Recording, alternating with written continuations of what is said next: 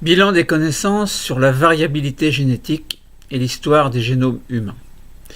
Commençons par la transmission des mutations.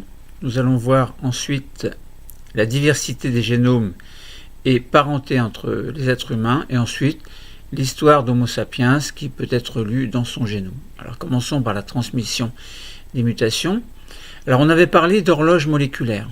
L'horloge moléculaire, alors on peut considérer par exemple qu'une mutation, alors qui est un phénomène aléatoire et qui se produit très rarement, donc qui est très rare, mais on peut quand même dire que tous les X années, il se produit une mutation. Alors si par exemple, imaginons, on dit tous les 10 ans, il se produit une mutation. Donc ça veut dire que si au niveau d'un allèle que l'on pourrait étudier, il y a 10 mutations, eh bien on pourrait dire que par rapport, imaginons, à l'ancêtre commun, il y a 10 années, il y a donc 10 fois 10 ans qui se sont passés, soit 100 ans. Bon, c'est une façon très simple de comprendre ce que signifie horloge moléculaire. Donc les mutations elles-mêmes mesurent l'avancement de cette horloge moléculaire. La molécule d'ADN subit des modifications, comme je vous l'ai dit, de manière tout à fait aléatoire, et c'est très rare. Elles sont très rares, mais quand même, étant donné qu'il y a des milliards de nucléotides qui sont mis en jeu lors, par exemple, de la réplication, bon, il n'y a pas que ça, mais si je parle de la réplication, eh bien, ça veut dire que l'ADN polymérase et les endonucléases qui sont censés réparer les mutations, eh bien, quelquefois ne réparent pas, ou quelquefois l'ADN polymérase donc assume mal son rôle, entre guillemets. Bon. Alors, la molécule d'ADN donc subit des modifications qui sont tout à fait aléatoires, mais ces mutations vont s'accumuler au cours de la vie dans les cellules de l'organisme, évidemment. Donc si on prend deux cellules qui se sont formées à des instants différents, eh bien on peut calculer, grâce à l'horloge moléculaire, donc la fréquence des mutations, et dire, cette cellule est apparue tant de temps avant l'autre, etc. Bon, c'est pas la seule application. Bon, le nombre de différences entre deux cellules va augmenter bien évidemment avec le temps. Les mutations ne sont transmises que d'une cellule mère à ces cellules filles, évidemment. Les mutations qui vont toucher les cellules somatiques, donc qui sont les cellules autres que les cellules sexuelles, ne peuvent évidemment pas transmettre les mutations. Donc si on prend l'exemple d'une cellule de la peau qui a subi un bombardement par les rayons ultraviolets, s'il y a modification du génome, s'il y a des mutations qui apparaissent, voire le fait que l'ADN peut très bien être très, très abîmé, et tellement abîmé que la cellule meurt. Bon, eh bien, si on considère donc cette mutation correspondant à la cellule de peau suite au bombardement des rayons UV, eh bien, elle peut se transformer en cellule cancéreuse. Donc seules les mutations qui vont toucher les cellules reproductrices vont être distribuées entre guillemets à la descendance. Donc on parle de mutation de la lignée germinale. Alors, donc on estime que dans l'espèce humaine, entre chaque génération, environ une 50aine de mutations sont transmises. L'horloge moléculaire, donc son principe du moins, est difficile à utiliser. Bon, c'est approximatif, mais disons que ça donne une bonne image de ce que l'on peut comprendre, c'est-à-dire que le principe de l'horloge moléculaire est d'utiliser les différences entre deux séquences pour dater, de manière plus ou moins approximative, la séparation des lignées auxquelles elles se rattachent. Les mutations peuvent être partagées, et ce partage est utilisé pour reconstituer des parentés. Alors on parle quelquefois de familles multigéniques, etc. Bon, on ne va pas en parler ici, mais si deux individus possèdent une série de mutations en commun, l'explication la plus probable est que ces mutations sont héritées d'un même ancêtre, qui était lui-même évidemment porteur de cette mutation, donc il a transmis à ses descendants, et on peut mesurer une certaine distance génétique entre deux individus en établissant un certain nombre de mutations qui les sépare en tout cas du génome de l'ancêtre commun, donc du génome ancestral, le plus récent. Alors évidemment, on peut remonter loin dans le temps, mais là, on se base sur le plus récent. Donc la méthode de l'horloge moléculaire permet de montrer que ce nombre de mutations peut être converti en une estimation de durée plus ou moins approximative. Deuxième point important, donc après avoir vu la transmission des mutations, donc globalement les mutations ne sont pas transmises s'il s'agit de cellules somatiques et elles sont transmises s'il s'agit de cellules germinales. Bon. Maintenant, essayons de voir concernant donc ces génomes toujours leur diversité et également la parenté que l'on peut étudier grâce à différents logiciels. Au sein d'un même individu, donc, il existe des différences. Ces différences individuelles peuvent être repérées par ce que l'on appelle les empreintes génétiques. Alors la technique génétique qui est très bien qui est utilisée par la police scientifique, en fait, c'est une technique simple et très rapide qui est utilisée pour définir l'identité judiciaire d'un individu qui peut être soupçonné, mais évidemment on fait ça également sur les victimes ou sur les lieux du crime, quel que soit s'il y a différentes traces de sang par exemple, eh bien on peut prélever ces différentes traces de sang et faire ce que l'on appelle l'empreinte génétique et confronter ces différentes tâches dont la provenance est différente à celle de la victime et confronter éventuellement les personnes qui ne sont pas forcément coupables, hein, ça peut très bien être des personnes qui se trouvent sur le lieu du crime. Bon. On se base sur 13 sites du génome humain très variables, ce qui suffit en théorie à distinguer tous les humains actuels. Cette empreinte ne donne par contre pas d'informations sur l'identité génétique, c'est-à-dire sur les allèles que possède un individu et qui sont responsables de ses caractères, évidemment, puisque là on parle en général de morceaux d'ADN, entre guillemets, non codants. Séquence du génome donne également une cartographie précise des mutations. Donc si on fait un séquençage du génome, on peut obtenir une espèce de carte des mutations. Alors par comparaison, évidemment, avec un témoin, on va dire. Le séquençage du génome consiste à établir la succession la plus complète possible de nucléotides à chaque molécule d'ADN d'un individu.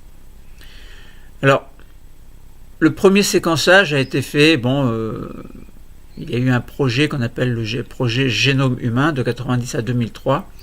Donc ça a coûté très cher, toutes les recherches ont été mutualisées et finalement on a pu faire le premier séquençage complet. Bon, donc il a été suivi par d'autres projets évidemment, donc d'autres projets qui ont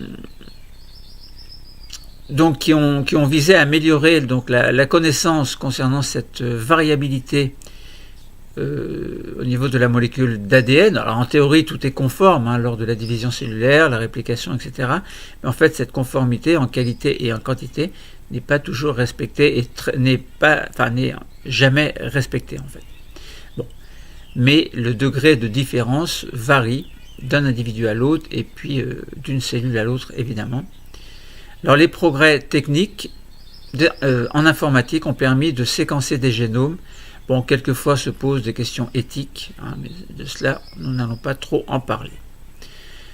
Bon, la diversité génétique humaine elle est très faible. On avait comparé également avec les Néandertaliens et on s'était aperçu finalement qu'il y avait donc également en parlant des Denisoviens, donc on avait vu qu'il y avait un pourcentage très faible de séquences communes. Bon, mais globalement, la diversité génétique humaine, donc concernant Homo sapiens, elle est très faible.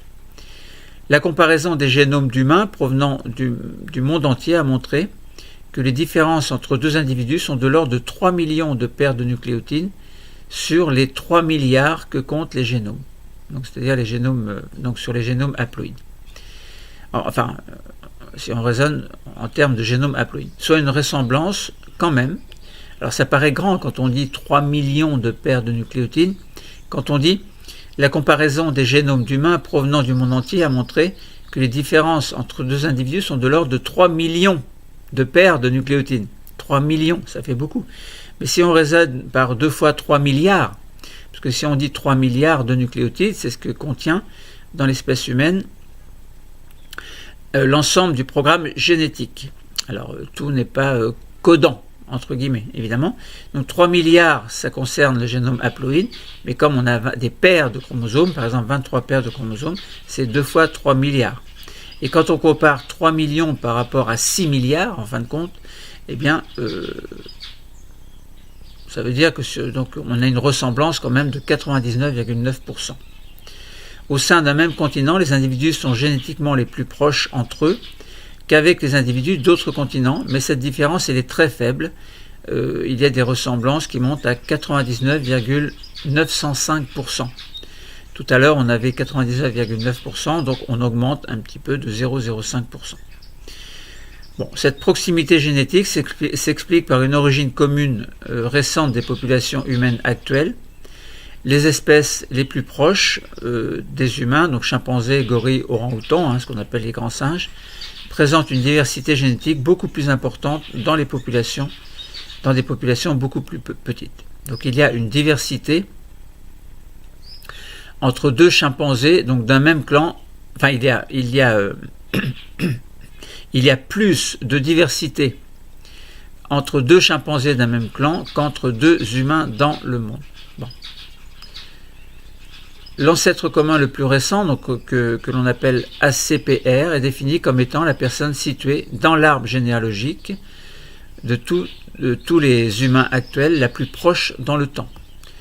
Alors ce n'était pas le seul humain vivant à cette époque, et bien d'autres ancêtres de notre espèce l'ont précédé évidemment, et les modélisations mathématiques qui prennent en compte l'isolement géographique, l'immigration, la consanguinité et la croissance des populations humaines situent cet ancêtre commun à l'humanité à une centaine de générations seulement. Alors ce qui est tout à fait aberrant évidemment, mais bon...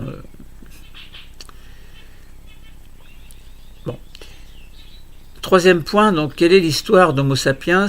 Est-ce que cette histoire peut être lue dans son génome? Alors là, il ne s'agit pas de recréer une histoire complète, mais de voir par rapport à son génome si on peut lire une histoire. Alors on sait qu'il y a une horloge moléculaire, donc que les mutations existent et qu'elles se font à un rythme régulier, très faible peut-être, mais ce rythme existe tout de même. Donc on peut voir qu'il y a une origine unique et de multiples migrations également. Le chromosome mitochondrial, donc qui est propre aux mitochondries, est hérité des mitochondries qui sont présentes dans l'ovule seulement. On ne parle pas de mitochondries chez l'homme, c'est simplement chez la femme. Pourquoi? Parce que l'ovule, lorsqu'il est fécondé, eh bien, il conserve son intégralité. Donc ça veut dire que tout le cytoplasme et tout son contenu, dont les mitochondries, est conservé. C'est seulement le spermatozoïde qui apporte son matériel génétique. Alors, il apporte peut-être une partie de son cytoplasme, mais il est négligeable par rapport à celui de l'ovule. Donc ça veut dire que les mitochondries, donc le chromosome, donc l'ADN mitochondrial, est hérité des mitochondries présentes dans l'ovule au moment de la fécondation. Il est transmis par voie maternelle uniquement, c'est-à-dire de la mère à ses enfants. Tandis que le chromosome Y, lui, il est transmis par la voie paternelle, donc du père à ses fils. Donc c'est intéressant. Et là, on peut définir ce que l'on appelle les haplotypes. Donc sur ces chromosomes, que ce soit mitochondrial ou le chromosome Y, on a pu identifier des associations de mutations, et ces associations, on les appelle des haplotypes. La diversité des haplotypes actuels s'explique par une succession de mutations dans chaque lignée, depuis le chromosome ancestral commun. Bon, donc ce qui est quand même assez intéressant. Donc l'origine géographique du chromosome mitochondrial ancestral est appelée Ève mitochondriale, et du chromosome Y ancestral appelé chromosome Y Adam. Bon, il est localisé en Afrique vers moins 200 000 ans. Bon, ce qui est déjà plus raisonnable que les 100 ans que l'on a vus précédemment. Cette origine africaine des humains modernes, donc Homo sapiens, est confirmée par différentes analyses de la diversité des allèles, donc en passant de la diversité des allèles donc au niveau de certaines population, donc origine africaine certaine. Lors d'une migration, les individus partant de la population d'origine sont peu nombreux et représentent une faible proportion de la diversité allélique totale. Alors, donc de la diversité allélique initiale plutôt. Donc après quelques générations, cette sous-population présente un faible nombre d'allèles différents de ces gènes et la diminution de la diversité génétique constatée dans les populations humaines lorsque l'on s'éloigne de l'Afrique de l'Est confirme l'hypothèse de l'origine commune en Afrique de l'Est. Bon, donc c'est l'origine de l'humanité. Ensuite, donc, les datations basées sur les haplotypes retrouvés en dehors de l'Afrique font remonter le flux migratoire des humains modernes entre moins 100 000 ans et moins 50 000 ans, en concordance avec les restes fossiles. Bon. Alors, est-ce qu'il existe des traces de sélection naturelle? Bon, on avait parlé entre autres de la lactase. Donc, la lactase, donc je vous avais fait un cours assez complet qui dure presque 1 heure et demie. Bon, je vous invite à vous y repérer, à y aller. Donc des traces de sélection naturelle, les mutations se produisent de façon aléatoire. Cependant, si une mutation apporte un avantage à ceux qui la détiennent, la fréquence de la population augmente de génération en génération. Donc c'est le processus de sélection naturelle. La persistance de la capacité à produire de la lactase, par exemple, à l'âge adulte, est un exemple de sélection d'un allèle porté par 30% de l'humanité. Alors, cette enzyme permet de digérer le lait. Le lait est une source alimentaire également de vitamine D. Cette vitamine peut aussi être produite par exposition de la peau aux rayons UV solaire, mais dans un contexte environnemental où la production naturelle de vitamine D est limitée parce qu'il y a tout simplement moins d'exposition au soleil. Donc les individus qui continuent à produire de la lactase à l'âge adulte vont bénéficier d'une source supplémentaire de vitamines. Il existe des mutations, donc plusieurs mutations différentes dans le monde qui vont causer la persistance de la production de lactase, donc ce qui va montrer que ce caractère est apparu plusieurs fois indépendamment au cours de l'évolution. En Europe, les premières traces de cette mutation remontent au néolithique après l'introduction de l'agriculture en lien avec la pratique de l'élevage. D'autres exemples de sélection naturelle ont pu être identifiés, on parle de paludisme, de peste, etc. Donc correspondant à une résistance à des micro-organismes pathogènes ou encore en lien avec l'adaptation à l'environnement, si on parle donc soit de la pigmentation de la peau, admettons, ou l'adaptation à l'altitude, par exemple dans les plateaux tibétains. Est-ce qu'on peut retrouver des traces de génome archaïque? C'est-à-dire, on pense là à Néandertal, Denisovien. Bon. Lorsque les premiers humains modernes ont migré hors de l'Afrique, en Europe et en Asie, ils ont cohabité avec les Néandertaliens et les Denisoviens. Alors, en Europe et à l'ouest de l'Asie, les populations de Néandertaliens ont vécu de 300 000 à, on va dire, 28 000 ans, on va dire à peu près, et le séquençage des génomes néandertaliens a révélé que 1 à 3, voire 5% de leur génome est présent dans les populations européennes et asiatiques actuelles. Des traces de génome d'humains modernes ont également été retrouvées dans le génome de néandertaliens. Donc ça veut dire qu'il y a eu des croisements. Alors est-ce qu'on peut dire pour ça qu'ils font partie de la même espèce? Bon, en tout cas, ils n'en sont pas très loin. Les Denisoviens sont une autre population archaïque que l'on a identifiée à partir du séquençage de restes humains retrouvés dans une grotte de Sibérie. Les traces génétiques des Denisoviens sont présentes aujourd'hui dans les génomes des populations d'Asie et d'Océanie, alors jusqu'à 6% en Papouasie. Et parmi les 7 restes Denisoviens retrouvés, l'un correspond à un hybride de première génération entre une néandertalienne et un Denisovien. Donc ces hybridations, il semble en tout cas que ces hybridations entrent dans les populations humaines, donc présentes en Europe et en Asie, et on a l'impression que cela a été relativement fréquent. Donc l'analyse des allèles d'origine archaïque retrouvés dans les génomes humains actuels montre que des gènes concernés sont impliqués dans le système immunitaire également, la pigmentation et le métabolisme. Par exemple, il a été démontré que les mutations responsables de l'adaptation à l'altitude dans la population tibétaine ont une origine dénisovienne. D'un point de vue évolutif, il est probable que les hybridations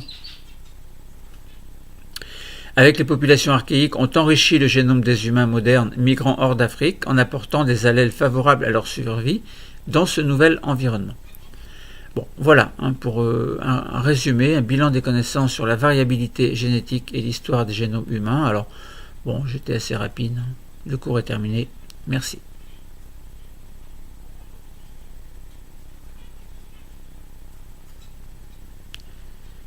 Alors, le cours est terminé. Merci.